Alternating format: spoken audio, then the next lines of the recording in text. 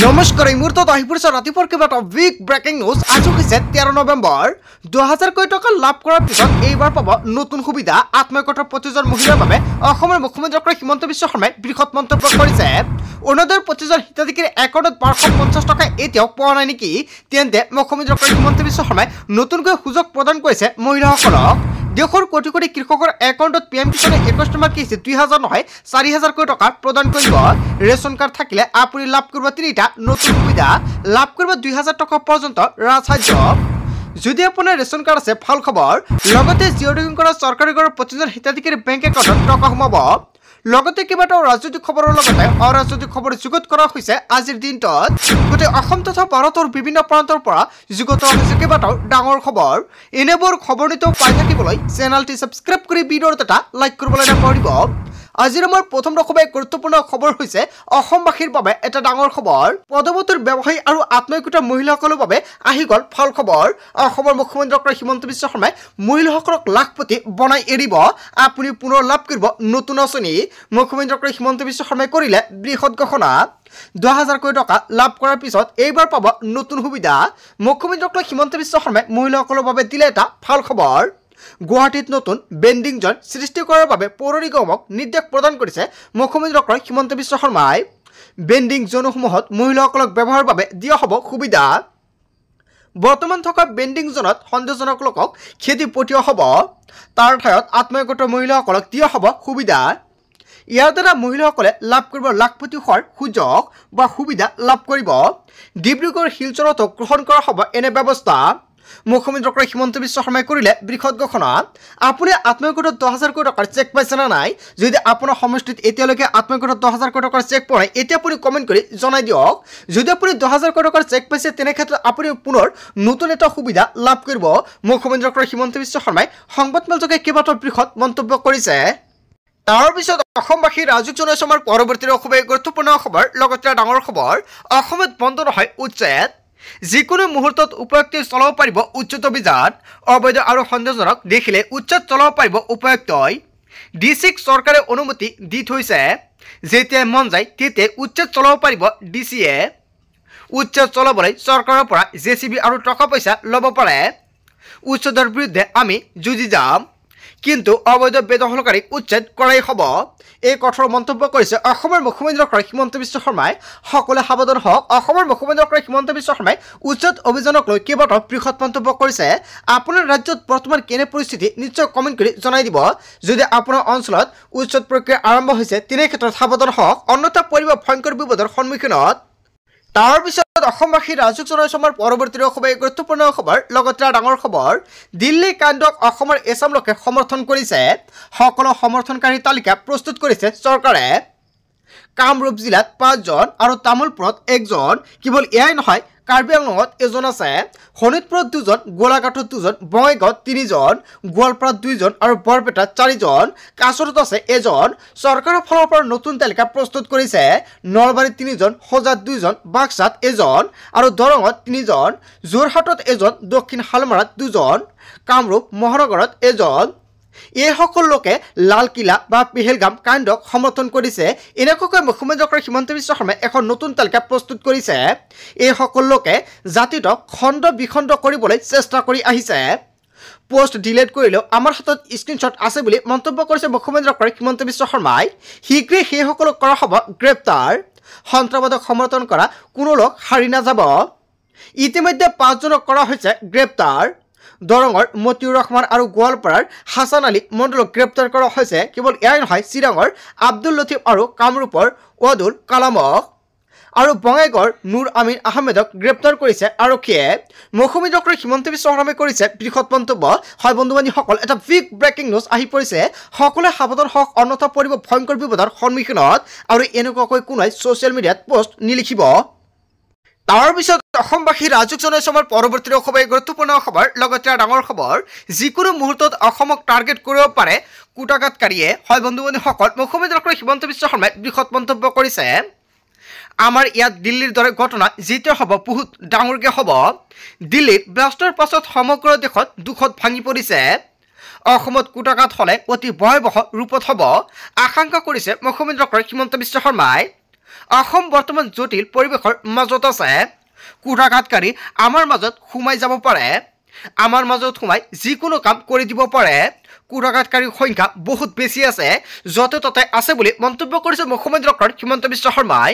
আমি বহুদলৈকে সাৱধান হৈ থাকিব লাগিব মন্তব্য কৰিছে মুখ্যমন্ত্ৰীগৰাকী। তাৰ পিছত অসমবাসী ৰাজুক জনাইছে আমাৰ পৰৱৰ্তী খুবেই গুৰুত্বপূৰ্ণ খবৰ, লগতে ডাঙৰ খবৰ। আপুনি বিচাৰিছে নেকি বিনামূলীয়া ই ৰিক্সা আৰু মপেড? 1 ডিচেম্বৰৰ পৰা অনলাইনযোগে কৰক আপুনি আবেদন। কি নথি পত্ৰ সাজু কৰিব লাগিব?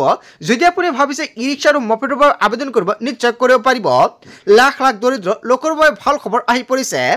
প্ৰতিগৰাকী দৰিদ্ৰ লোকে লাভ কৰিব বিনামূলীয়াকৈ ই ৰিক্সা আৰু মপেড। 1 ডিচেম্বৰৰ পৰা আৰম্ভ হ'ব আবেদন প্ৰক্ৰিয়া। অনলাইনযোগে কৰিব লাগিব আবেদন। 1 পৰা 30 ডিচেম্বৰলৈকে কৰিব পাৰিব অনলাইনযোগে আবেদন। হোজাই জিলাত বিতৰণ কৰা হৈছে আবেদনৰ গাইডলাইন পত্ৰ। প্ৰপত্ৰ সংগ্ৰহ কৰিবলৈ হাজাৰ হাজাৰ লোকৰ ভিৰ লাগিছে।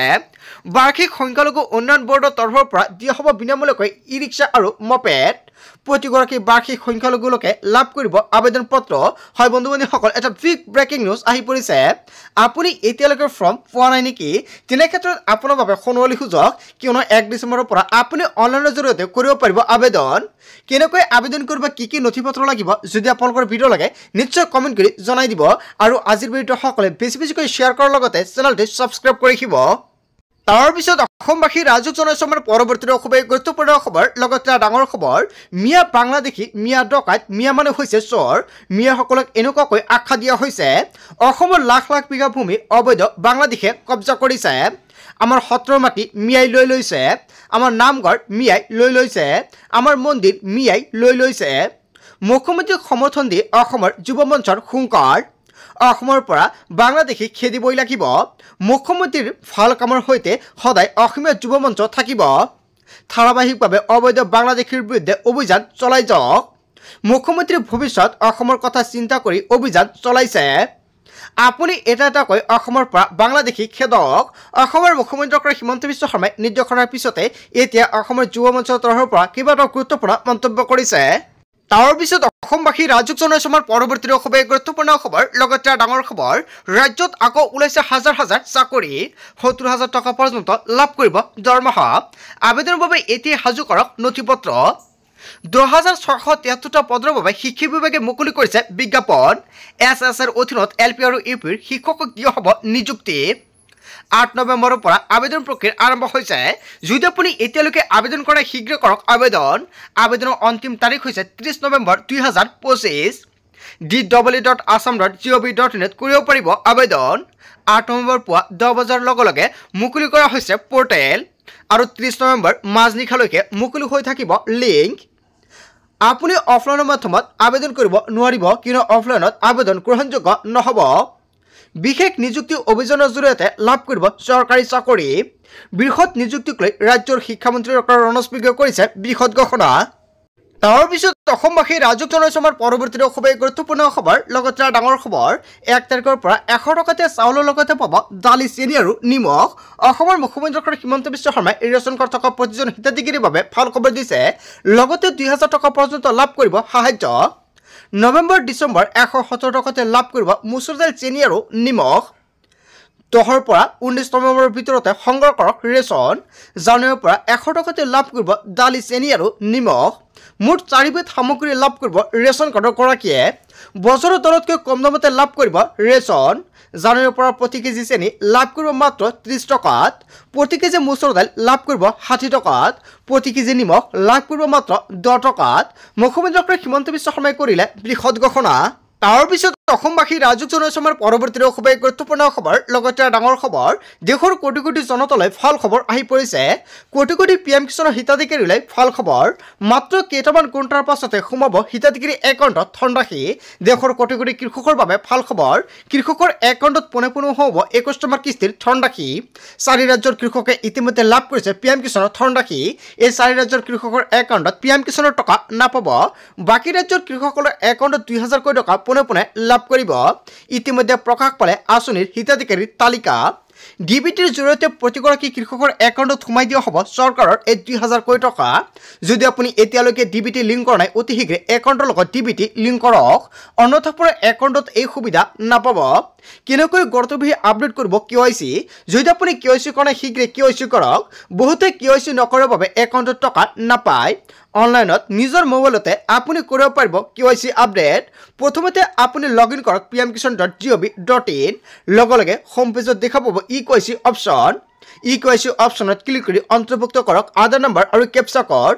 আধাৰৰ সৈতে লিংক থকা মোবাইল নম্বৰটো অন্তৰ্ভুক্ত কৰিব লাগিব। আপোনাৰ মোবাইলে যাব এটা OTP অন্তৰ্ভুক্ত কৰি KYC আপডেট কৰিব পাৰিব। দেশৰ কোটি কোটি জনতালৈ ভাল খবৰ আহি পৰিছে।